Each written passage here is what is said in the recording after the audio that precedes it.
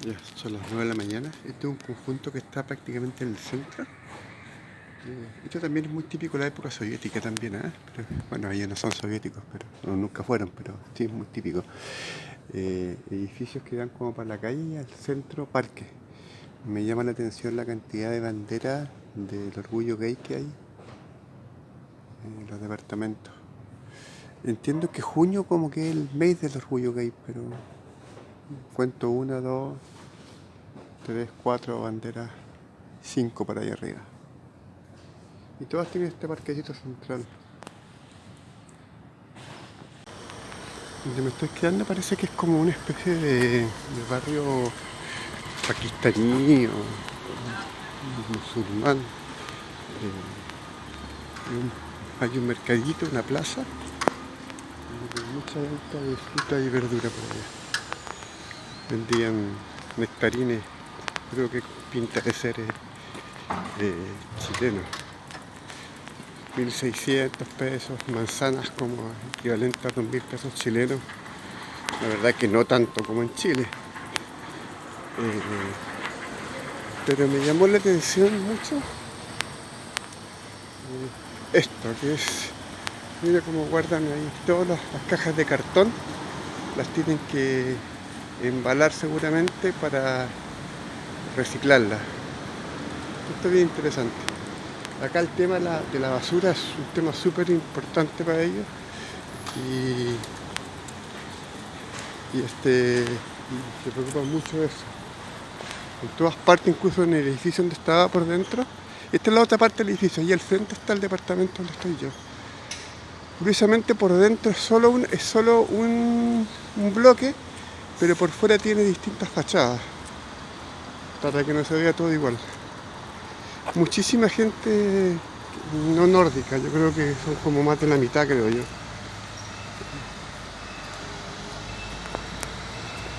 Miren qué lindo lugar.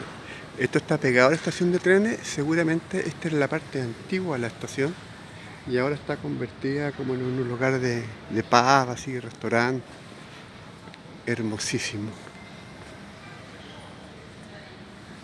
Toda la decoración como a la antigua, los asientos, ese es carísimo, pero hermoso el lugar.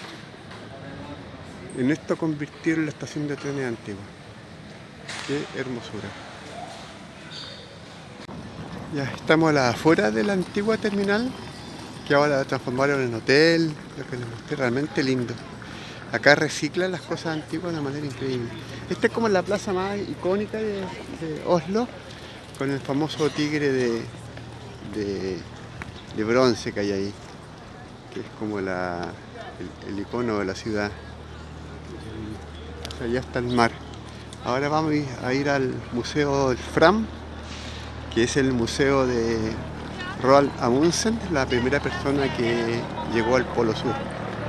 Luego la famosa carrera entre Amundsen y el capitán Scott. Al final Scott llegó al Polo Sur tiempo después de Amundsen y de regreso falleció. Y Amundsen luego en algún momento, como era un gran explorador, fue a tratar de salvar al famoso piloto italiano Nobile del Polo Norte y ahí también se perdió. Mira, esto me parece muy interesante. Esto es parte del puerto de Oslo y cómo recuperaron las riberas del puerto que siempre en todas partes están tan sucias. Hicieron unas tremendas urbanizaciones acá, departamentos de 4 o 5 pisos, con marinas. Hay unas entradas de canales. Realmente una excelente idea para recuperar las zonas costeras que en Chile y en todas partes están muy deterioradas. Ahí hay un lugar como para embarcar o para meterse al agua a nadar. Realmente como idea arquitectónica me parece muy buena.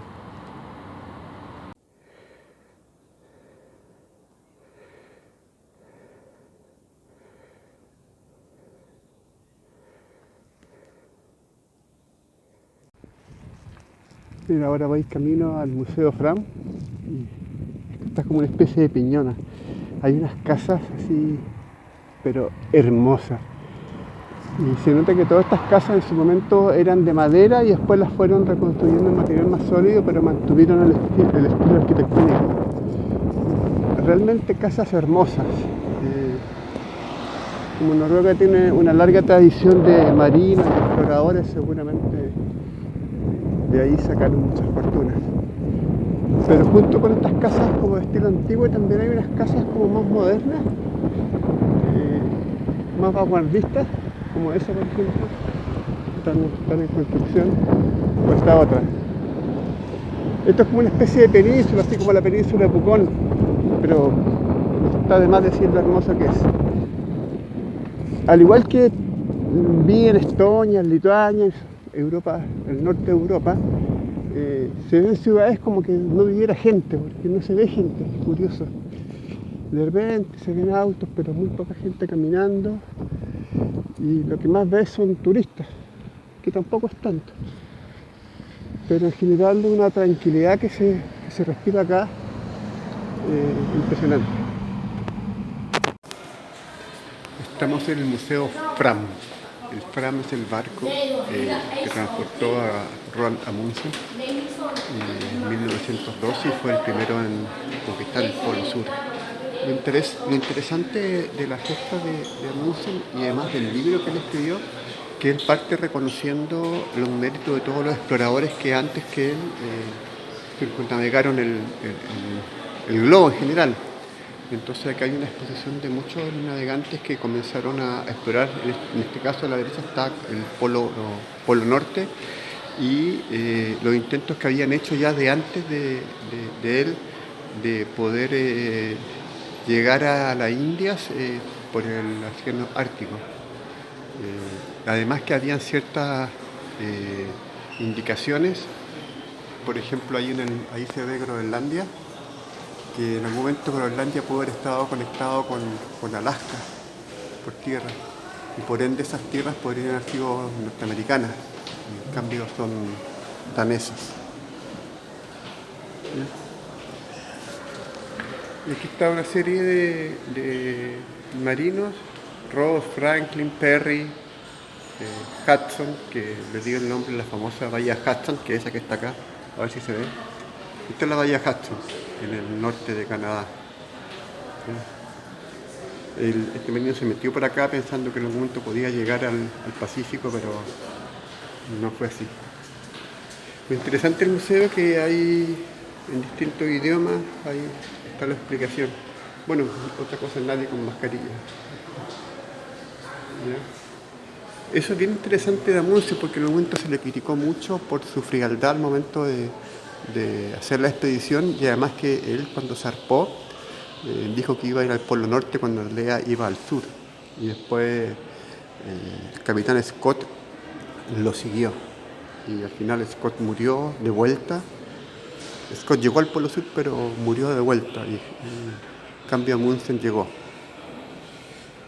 Después más allá arriba vamos a ir a ver el Fram, que llama la atención lo pequeño que es. Bueno, este es el Fram, esta es la quilla, está como la pueden ver ahí reforzada y algo le cuelga ahí, ¿no ven? No sé si se alcanza a ver, eso es la brea, que es como el pegamento que lo colocan en la madera, seguramente con el calor se derrite un poquito la brea, ahí se ve. Desde aquí se ve la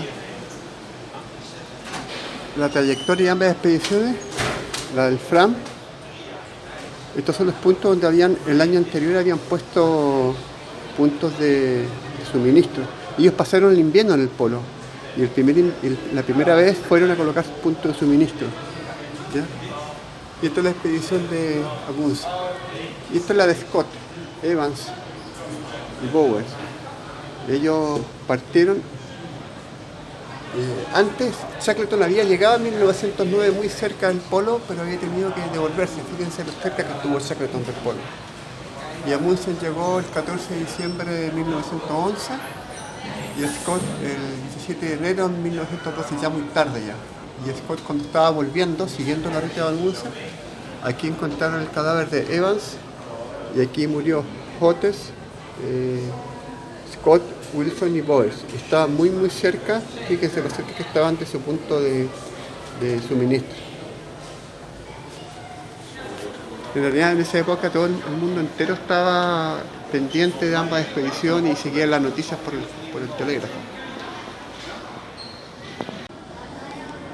Bueno, otra cosa que no conté, que Amundsen también fue el primero en llegar al Polo Norte, en 1895-96. Esta es su expedición. Ahora hay que recordar que el tema de llegar al Polo Norte es bastante difícil poder determinarlo porque el Polo Norte en realidad es un mar congelado que se está constantemente moviendo. Entonces hay gente que dice que llegó, después hay gente que dice que no, que el punto que estaba en realidad en ese tiempo no estaba ahí. Y también eso explica por qué todas estas vueltas que hay acá. Porque están constantemente girando y piensa que ahí orientarse, la brújula ya no sirve, porque están más al norte que el polo magnético. A ver, si no saben, el polo magnético es una isla que está cerca de Canadá, que tiene unas concentraciones de hierro muy muy grandes, y eso hace que la aguja imantada se dirija allá, pero una vez que tú llegas a ese punto, puede estar más al norte que el polo norte, y la aguja te va a marcar que el norte está hacia el sur.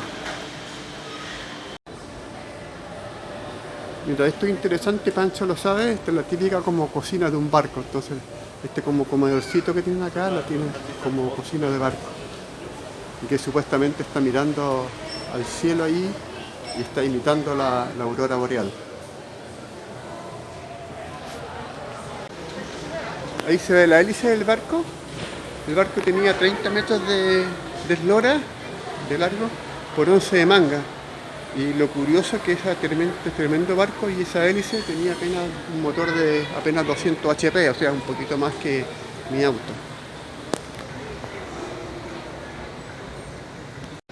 Mira, algo que me ha llamado la atención tanto del libro de Amundsen como del museo ahora, es que ellos no le quitan mérito a Scott.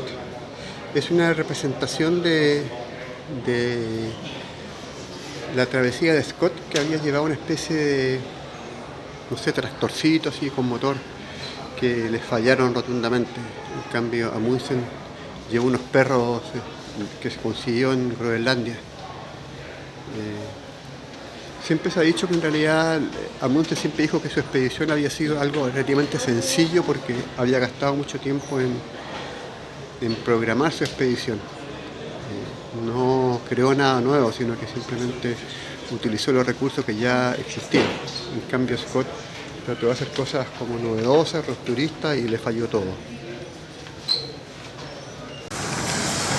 Estoy subiendo al Fram. Lo increíble es que miren lo que tienen acá al lado. Unas representaciones de cómo eran los mares tormentosos del sur. Les juro que estoy un poquito mareado. Miren.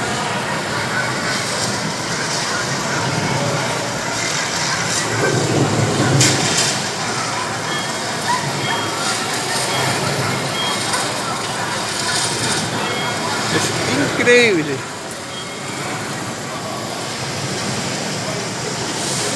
Me tengo que sujetar acá porque si no, les juro que me caigo.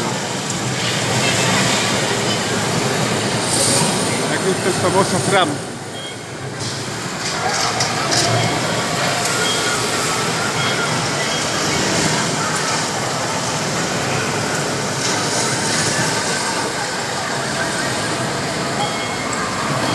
Realmente vale la pena, el museo está espectacular, está como para estar el día entero.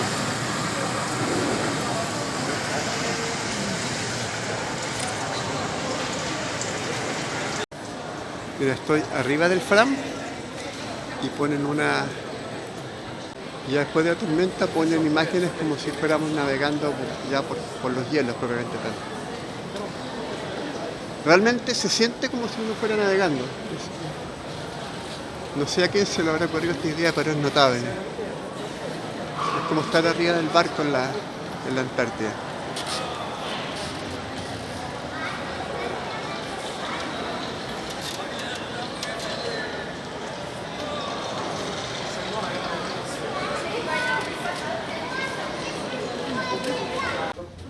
Y aquí estamos ya dentro del barco.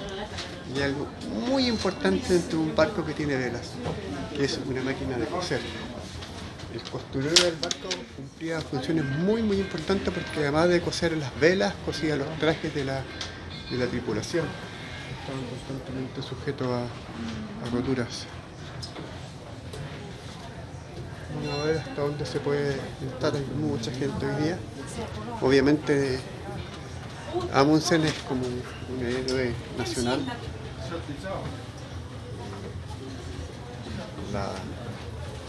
La gran cocina, el famoso cookie. ¿Ya? Como Pancho bien sabe, el cookie es algo muy importante en un barco. Si el cookie anda de mala, come mal y todo el mundo come mal.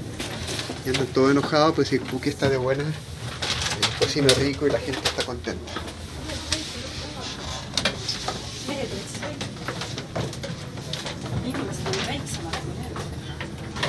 Esa es la sala de máquinas. Llama la atención un motor pero tan grande para apenas 200 caballos.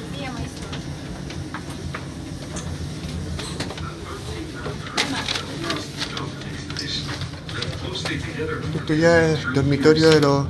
Acá en estos barcos siempre iban científicos, porque la idea supuestamente también era de investigaciones científicas, entonces habían cartógrafos, botánicos, meteorólogos, muchísimos, que iban constantemente tomando mediciones de temperatura, salinidad del mar, que es muy importante para ver el tema de las corrientes.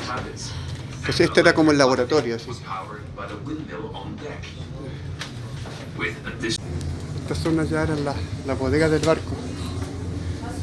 Toneles, licor, agua, que es muy importante. Hay una especie como de prensa, pareciera. Claro. Y aquí entre medio muchas veces de la misma bodega tenían que dormir los marineros.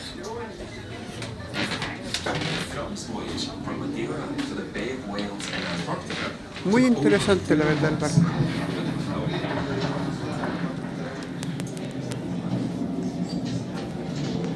Este es el pañol de cadenas.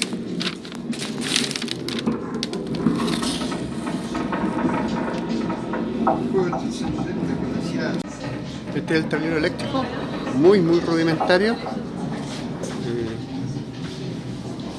La verdad es que desconocía que llevaran tablero eléctrico. Ahí tiene unas bobinas.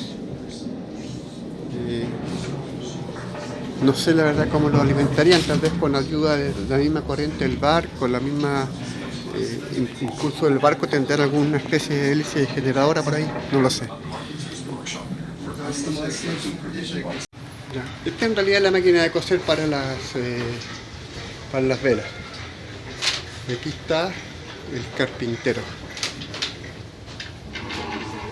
Y hay unos compases hechos de madera, muy interesante. Cajas de herramientas.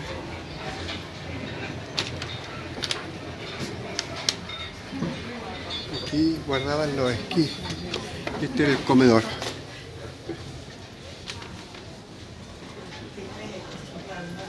Sus platos con sus nombres. Todos dicen Fram. Piano. La ropa de invierno, algunos. Esto es como más oficialidad, por si acaso. En general los marinos dormían todos juntos en condiciones no muy agradables. La cama pequeñísima.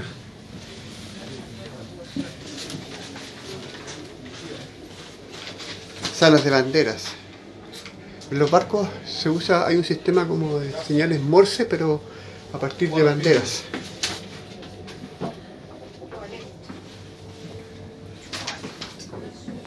Y ahí está el baño. Los chicos hacían y tiraban con una agüita y tiraban la carga. Ahí están las pieles, la bodega de pieles.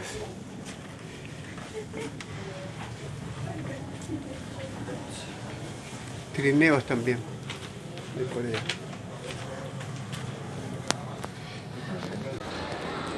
Esto es muy interesante. Estos son instrumentos para medir corrientes marinas. Y este que está acá aparentemente es una botella Nansen. Son botellas que se regulan con esa aspa van bajando y cuando llega a cierto punto se cierran y así pueden tomar muestras del agua a distintas profundidades. Nansen viajó mucho con Amundsen y él es como el padre de la oceanografía, ¿ya? Son famosísimas hasta el día de hoy las botellas Nansen, que ahora lo común es que en lugar de tener el sistema este que ustedes ven ahí de la hélice, llegan a cierta profundidad y se dan vuelta y ahí toman la muestra del fondo. Y aquí se ve el Nansen, el Fram, un poco más grande, pero en realidad la distancia que hay no es muy grande, entonces se ve un poquito deformado. Pero igual sigue siendo un barco muy pequeño pensando en hasta dónde llegó, digamos.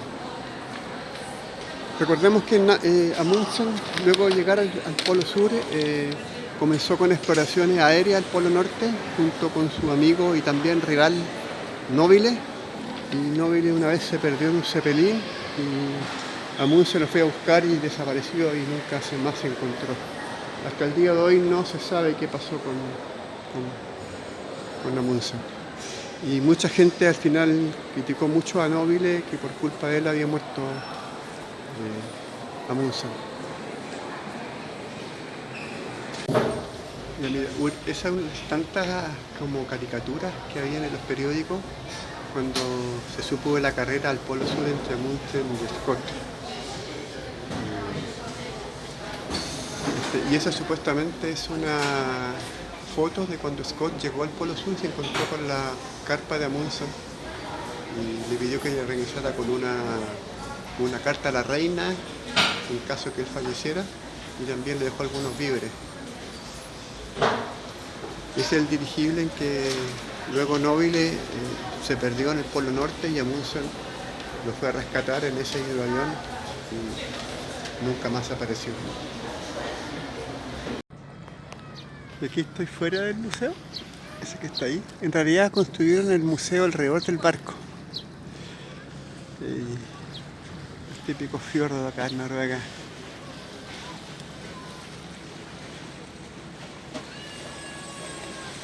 La verdad que como paisaje podría ser algo parecido a Puerto Montt, a Ángel Mo.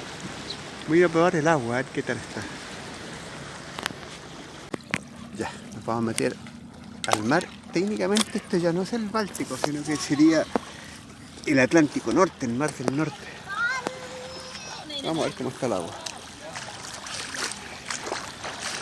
Esto es una estafa. El agua es como, no sé, como el agua de Pucón. No es como el agua de Viña del Mar. No es fría el agua. Para nada fría. Hago esto mismo en Viña, ya te empiezan a doler un poco los tobillos, pero para nada.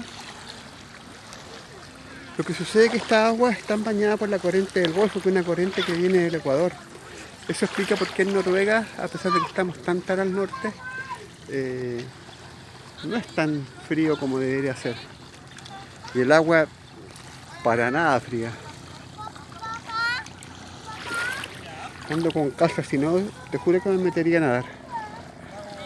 Aunque se me ocurre que me miraría medio raro.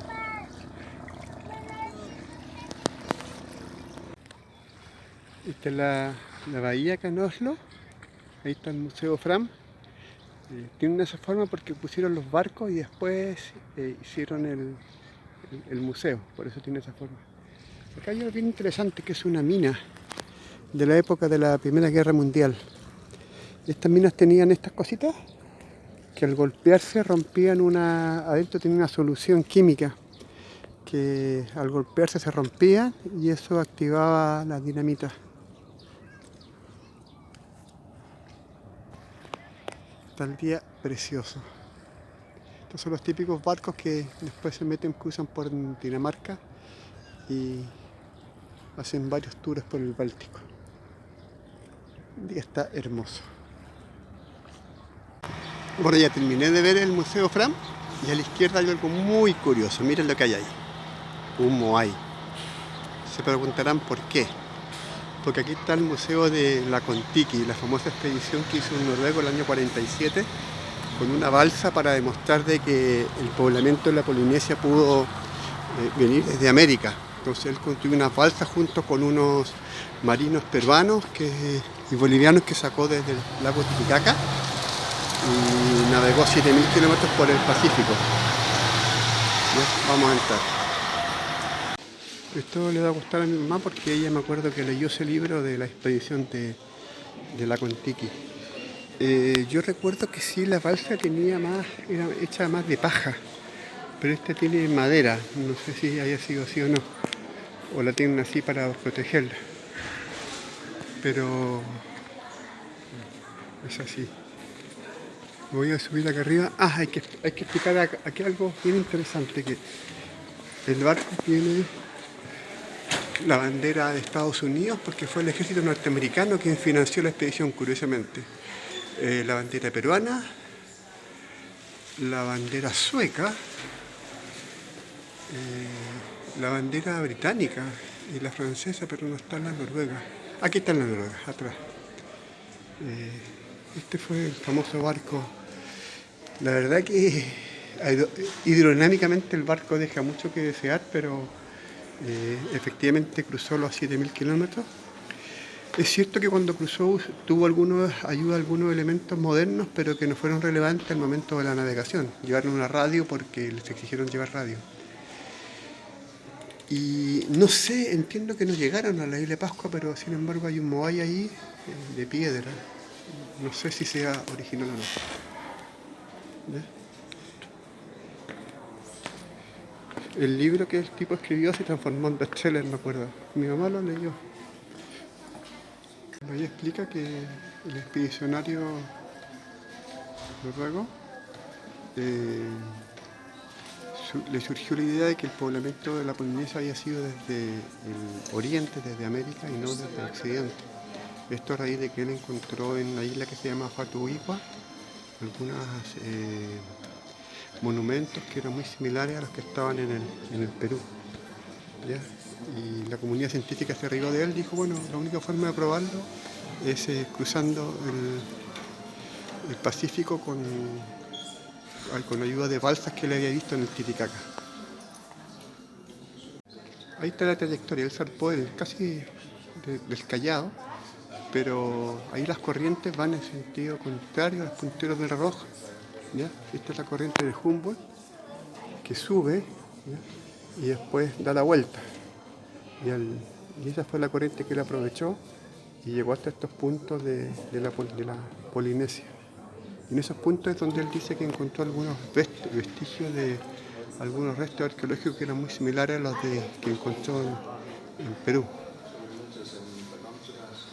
Bueno, este es muy expedicionario después todo la isla de Pascua, haciendo algunas investigaciones, y yo recuerdo de eso, que había hecho un experimento para levantar un moai, ahí se ve, para poder probar cómo los levantaban a partir de rocas, iban levantando los moai.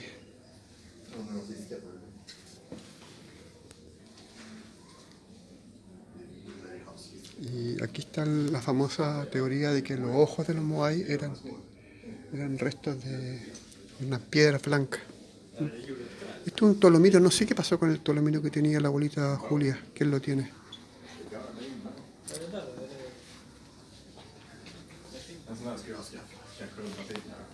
Esta es la parte de la expedición de Oya en la isla de Pascua.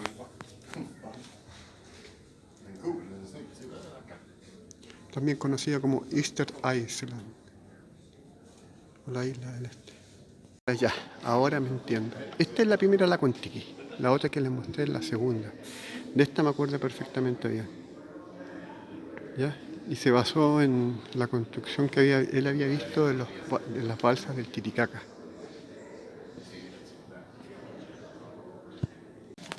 Aquí se puede ver más en detalle la primera Kon-Tiki. Y realmente sorprende lo rudimentario de todo. Cuando el tipo se tiró al mar en Perú, todos los expertos marinos decían que el barco no iba a durar más de 2 semanas. Ahí están los 6 navegantes, eran todos noruegos. Pensé que lo había acompañado algún peruano, pero no, aparentemente no es así. Estos son verdaderos exploradores. Debían nacido un siglo antes, creo yo. Estaría aquí metido yo.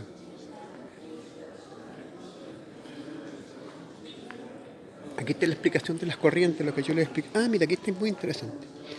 En general las corrientes en el hemisferio sur van contra el sentido de los puntos del reloj. ¿Ya? Esta es la del Atlántico Pacífico y esta es la del Pacífico. Y en el hemisferio norte van en favor de los puntos del reloj. Entonces, muchas de estas zonas que están acá son bañadas por aguas más cálidas. Esta es la corriente del Golfo que yo les explicaba, que toma agua del Ecuador, aguas cálidas, pasa por Norteamérica y curiosamente en lugar de bajar se desvía hacia arriba. Por eso que esta zona yo les explicaba, esto ya de Inglaterra, es más cálida de lo que debería ser a esta latitud. Pensemos que este paralelo es como el 40 o 50, que es Chiloé. Este es el 20, 0, 20, 40, claro. Y está a la altura de España, digamos. Y uno dice Chiloé está muy al sur, en realidad Madrid, yo estoy mucho más acá, imagínense, ni siquiera aparezco en el mapa. Ya, voy a entrar al Museo del Folclore. Algo que no comenté es que acá todo es muy, muy caro. Entonces, para el caso de los museos, conviene tomar un pase libre de un día, de 24 horas cronológica en realidad. Por ejemplo, si tú lo activas a la 1 de la tarde, te sirve hasta la 1 de la tarde del otro día. Y con eso ya entran los museos gratis, pero si pagaras por cada uno de ellos te sale carísimo. Así que la idea es un poco sacarle el jugo. Este es el museo folclórico de acá y después vamos a ir al museo de los vikingos.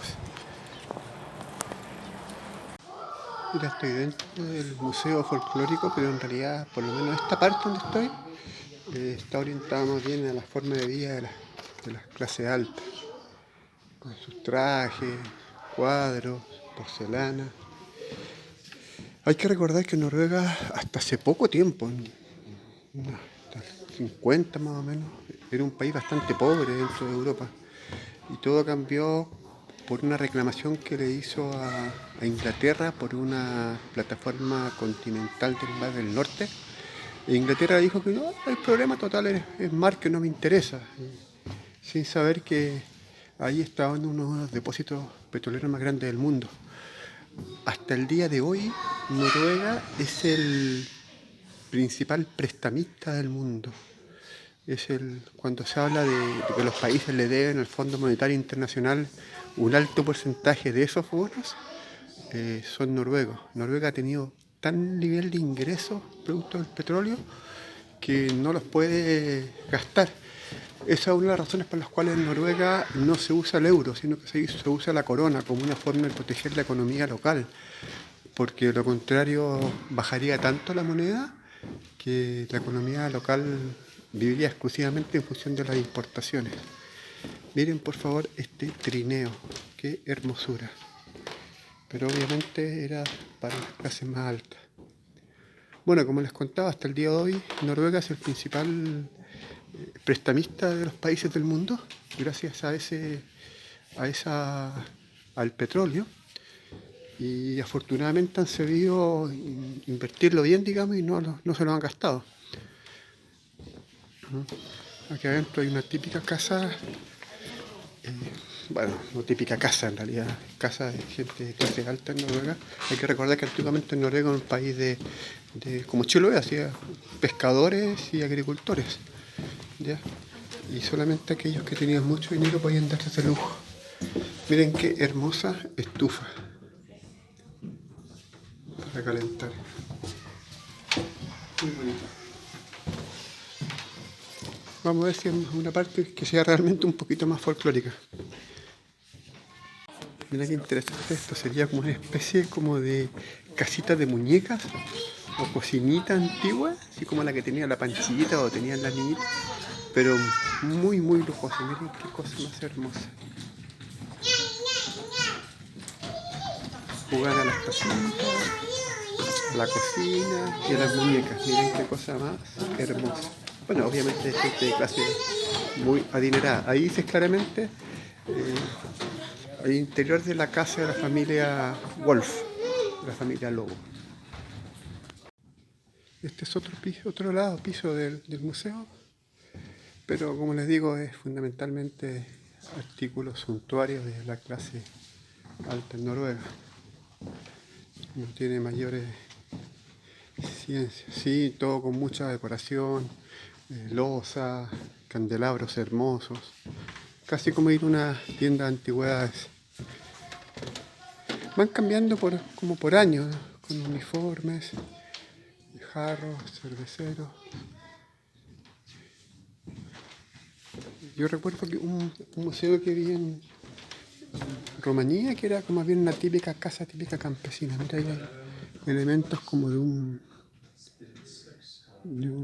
arquitecto parece, porque tiene reglas, tiene compás, normógrafo, tiene... se me olvidó esto para medir los ángulos. Yo siendo geógrafo se me olvidó. Transportador. Interior de la familia Kaas. Claro. Elegancia y opulencia. Mira el uniforme así como el de Manuel Rodríguez. Muy lindo.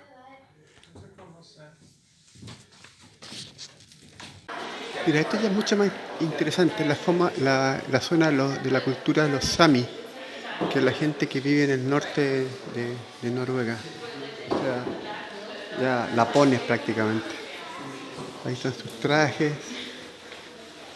Dicen que Laponia es el hogar de Papá Noel, los viejos pascueros. Estos son los trajes, los renos. La cultura Sami.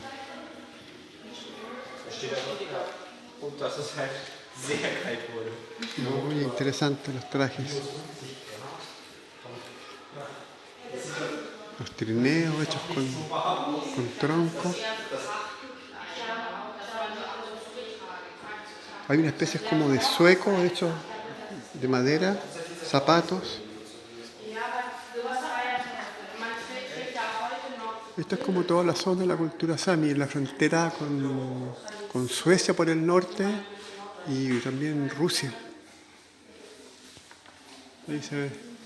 Hay que recordar que Noruega por el norte tiene una zona que limita con Rusia.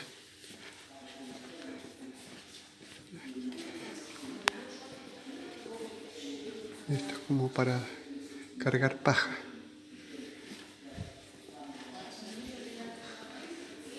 Una típica casa o bodega de ellos, mira. Mira qué interesante.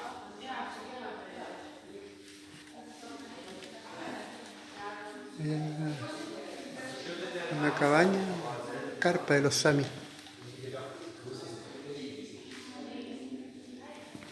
Muy interesante.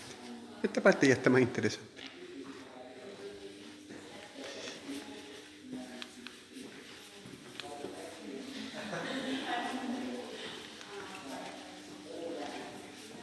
Ahí voy a tratar de llegar a ese lugar que se llama Tromsø, que es como el pueblo como más boreal que hay en Noruega.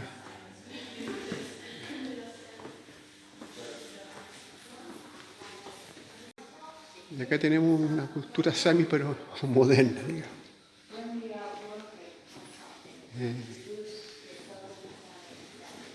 Estos son sus trajes típicos.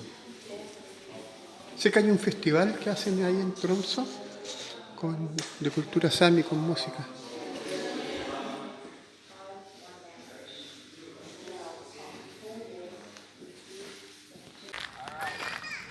Mira, esta parte es la que me interesa. Mira, como la casa de los Tolkien, ¿eh? Con techo de pasto. ¿Ya? Ahí hay que jugar a la hacía del reno.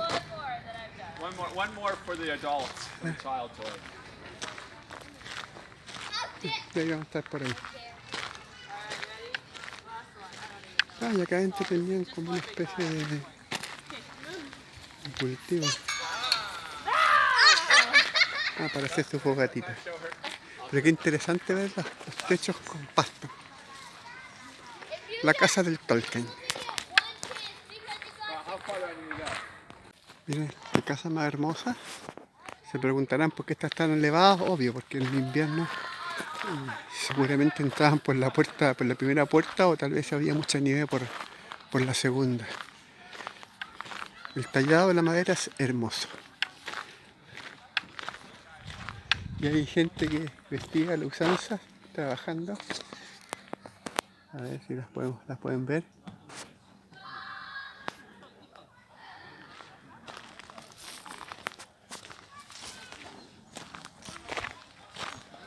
Miren qué hermosa casa. Piedra y pasto.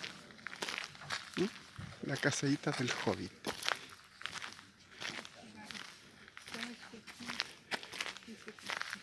Seguramente también usaban esto como una forma de protección contra el frío. Porque igual la tierra y el pasto los protege del frío. El museo ya ahora sí se puso más entretenido, muestra como de una antigua granja de la década del 50 con las casas de los trabajadores. Y esta es como que es la casa principal, ¿ya? Y comentan la importancia que haya llegado la radio acá, porque así la gente se comunicaba. Y esta es la típica casa como de los 50 y hay una chica muy simpática que saluda, vestida como de los años 50. Hi. Hi. Thank you. Esto ya es como más antropológico. Y claro, ahí había un letrero que contaba la importancia de la radio en las zonas rurales, que era la única forma que tenían de comunicarse. Y claro, las farmers, la granja, en realidad muy al estilo también alemán, grandes cosas, protegidas para el invierno, casas grandes, muy también al estilo alemán. Y esto es muy simpático, aquí hace una especie como gincana, pero con cosas de la granja. Seguramente cortar troncos, acarrear tarros de leche, cortar árboles. Está bien simpático acá. Esta parte está muy entretenida del museo, me gustó. Espero que ustedes también. En esta granja hay una chica ya que están haciendo queso a la antigua. Es muy interesante, toda la gente que trabaja acá están vestidas a la antigua, digamos. Ahí estoy haciendo pan, parece. Hay un olor exquisito. Miren, dentro de lo que... En realidad esto es casi como una especie de mini pueblito, ya que tiene lecherías, tiene de todo. Y todo pueblo tiene que tener algo que ustedes se recordarán. Miren. La escuelita. Como el pupitre de la escuelita de la abuelita. ¿Ah? Ahí tienen las campanas, los libros. Ahí está el calentador. Y aparentemente la profesora, que la mayoría siempre eran profesoras, vivía acá. O sea, igual que la abuelita. Ahí guardaban la línea para la escuelita. Miren qué lindo. Se desenfoca un poco a veces.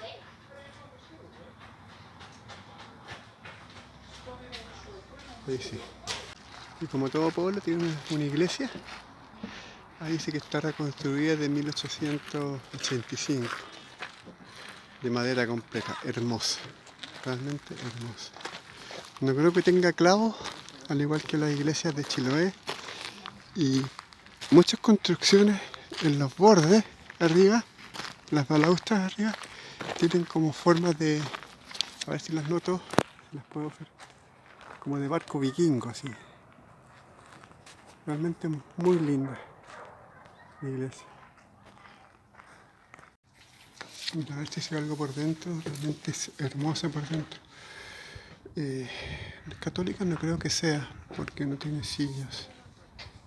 Le pregunté al señor, pero no me supo responder. Pueden ser calvinistas, aparentemente son calvinistas. Pero las terminaciones acá, los detalles de las maderas, acá, son hermosos.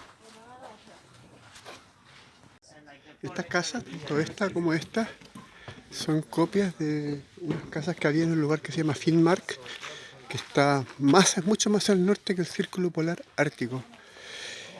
Y esa zona fue de las primeras, junto con Narvik, que fueron invadidas por los alemanes durante la Segunda Guerra. ¿Ya? Ahí hay fotos de los hechos y un casco alemán. A ver, para que nos ubiquemos, en Noruega, aquí se puede ver mejor. Sucede que aquí está Narvik, que es el puerto, y durante la Segunda Guerra Mundial, aquí hay un localidad que se llama Luleå, y por aquí sacaban hierro, los minerales de hierro de Suecia, que salían por aquí y llevaban hierro a Alemania. Eso le daba mucha importancia a Noruega durante la Segunda Guerra. Y a su vez, por el norte, ¿ya? Noruega limita con la Unión Soviética en ese tiempo y ahora con Rusia. ¿Ya? Y además hay que pensar que en el 39 hubo una guerra entre Rusia y Finlandia. Entonces, si bien es cierto, Noruega en teoría era neutral junto con Suecia, tenía una ubicación estratégica acá en Narvik que obligó o sea, no obligó, sino que fue la causa por la cual los alemanes tomaron Noruega. Y Suecia, como de ahí viene el dicho de hacerse el sueco, le vendió material y suministro a todo el mundo, digamos. Fueron neutrales, pero le vendieron a todos. De ahí viene el famoso dicho hacerse el sueco. Y aquí está Finnmark, que estaba en la entrada la foto de estas casas que estamos viendo, que fue invadida también por los alemanes. Cuando llegue, espero llegar a Narvik, y ahí les voy a contar un poco más la historia de Narvik. Hay fotos de cuando los alemanes se tomaron esa parte. En realidad esta casa en particular era la casa de uno de los colonos que había en Noruega, ¿ya? Y que fue quemado durante la invasión alemana, ¿ya? Y después, gracias a los planos que había, fue reconstruida porque aparentemente esta familia fue como de las pioneras que llegaron ahí. Por dentro muy parecido a una casa chilota, con su cocina leña. Esto es curioso porque esto es fierro, no es el típico tubo que hay allá en el sur, sino que es fierro enlosado.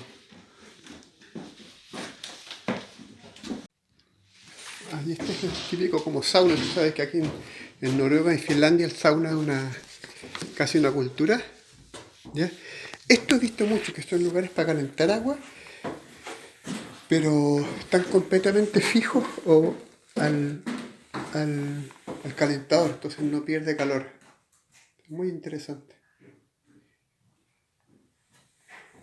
Muy interesante. Y acá seguramente el pozo no sacaban agua. Yo ahora estoy en el subterráneo de la casa y seguramente el pozo lo ponían ahí para poder sacar agua en invierno.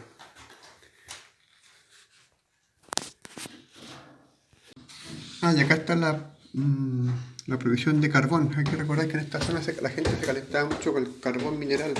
El carbón mineral es muchísimo mejor para calentar que la leña. Dura mucho más, tiene mucho mayor poder calorífico. Ya no se usa, pero antiguamente se usaba mucho. Y se extraía mucho carbón de las minas también de Noruega, que hay en el norte, y de Suecia.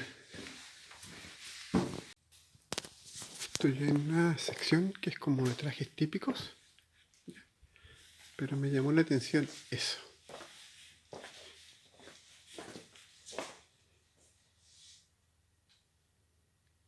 El traje, con moneditas colgando, así, parece una mapuchita. La verdad, este museo al final terminó siendo más entretenido de lo que pensaba. Esta es la zona de los trajes típicos del clero, ¿ya? 1667, capas, estolas, y acá abajo, que ahí vamos a bajar, viene un órgano hermosísimo y elementos religiosos. Hay que entender que en general los países de clima frío, por el mismo hecho de que pasan noches muy largas, la gente tiene tendencia a creer en lo místico, en lo religioso. De hecho, en Ucrania me llamó mucho la atención que había muchísima gente que creía en brujos y cosas así. Hay una novela de Gogol que se llama Veladas en una noche de Dikanka, que está basada en historias que la gente leía o recopilaba historias. Cuando caía nieve de noche, la gente empezaba a contar historias, como por ejemplo en Chile la del tuetué o cosas así. Es muy común que los países nórdicos tengan una influencia religiosa importante. Aquí llegaron católicos, pero después llegaron muchos calvinistas también. No he podido determinar cuál es la iglesia predominante todavía. Vamos a bajar al primer piso. Ahí hay una corona de oro que aparentemente era usada por algunos sacerdotes religiosos de alta importancia durante la Edad Media. Y parece que está cerrado. Pero adentro es hermosísimo la cantidad de púlpitos, banquitos, cuadros, candelabros. Al fondo hay un púlpito hermosísimo. Lamentablemente no se puede entrar, pero muy lindo. Ahí está la parte del órgano que vimos delante. Ahí se ve. Lamentablemente no se puede entrar. Ya, aquí precisamente aclara la duda que tenía yo. Efectivamente ellos son luteranos, asumieron la reforma protestante de 1517. Aquí habla de Martín Lutero, que cuando exclavó su famosa encíclica en las paredes de la catedral, me parece que de Berlín o no me acuerdo en cuál de Alemania. Y ahí en general los países al norte de Alemania, casi todos asumieron el protestantismo como religión. Eran muy críticos de la corrupción que había en ese tiempo en la iglesia, especialmente la venta de indulgencias y cosas así. Aquí ya es como otra parte del pueblito. Ahí dice Apotek, que significa farmacia o apteca en ucraniano y ruso de farmacia. Mira, una tienda de revistas. Había otro que decía delicatessen, que vendían puros chocolatitos. Muy simpática el pueblito ahí para el pilón para sacar agua.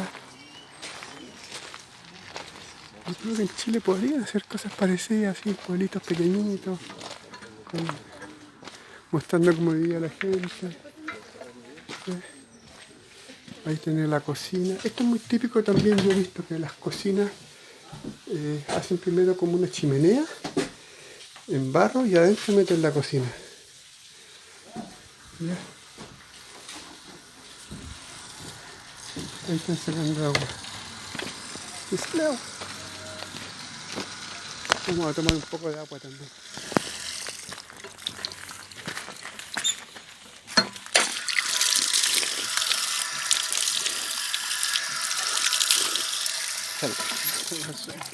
Y funciona todavía. Funciona. Funciona, sí.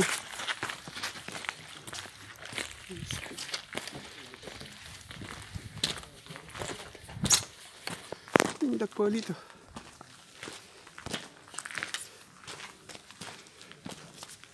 La verdad que el museo al principio no me gustó mucho, pero lo encontré muy simpático. La verdad que se preocupan de todo. En cada casa grande hay una persona vestida de usanza y ahora están mostrando música y bailes típicos.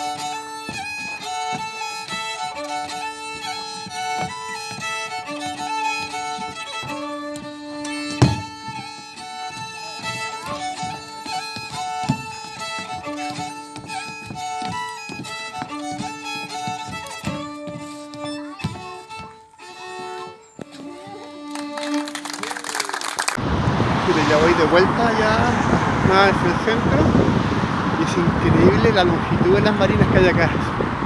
Enormes, como que todo el mundo tuviera un botecito.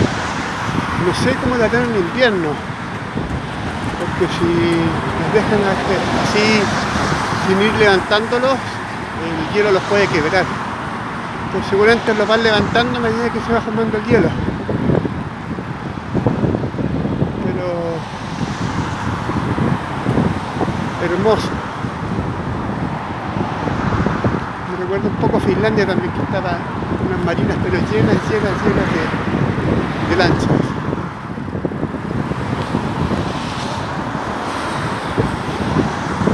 Esta marina debe medir fácilmente unos 3 o 4 kilómetros de largo.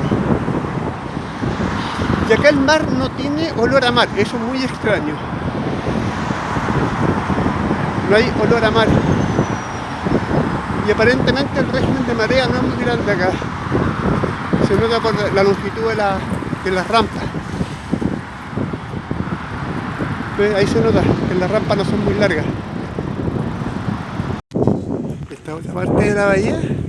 Y acá hay algo muy interesante que son esas casitas que son saunas que están en el mar.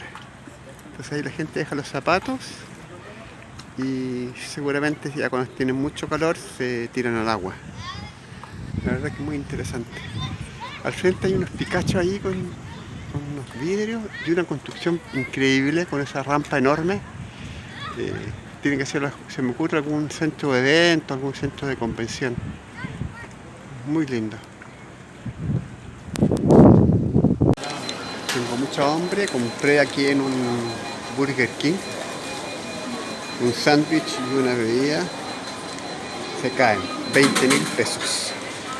Lo que sí la agrandé el sándwich, ¿eh? Ojo, pero 20.000 pesos. O sea, ahí dice 200 coronas, 20.000 pesos. Ya, me voy a sentar a comer mi super sándwich de 20.000 pesos. Si sigo mucho tiempo en Noruega voy a quedar raquítico porque no pienso pagar 20.000 pesos por un sándwich. Y tampoco la idea es vivir comiendo pan con queso del supermercado. La tarde muy agradable, ahora está refrescando un poco, pero para hacer el clima de acá yo creo que es como el típico día veraniego y la gente sale a caminar después del trabajo. Ya son las 7:15, perdón, 7:45 ya. Así que la gente sale a caminar. Me llaman mucho la atención las soluciones arquitectónicas que han dado para el borde costero, porque siempre en Chile y en todas partes son tan feos. Aquí hicieron esa rampita así, cosa que el mar pueda subir y bajar. Y luego ese centro de convención también, que es el Teatro de la Ópera. Mira, como la imitación del Teatro de la Ópera de Sydney. Pero es como un lugar de paseo, la verdad que es bien interesante la arquitectura.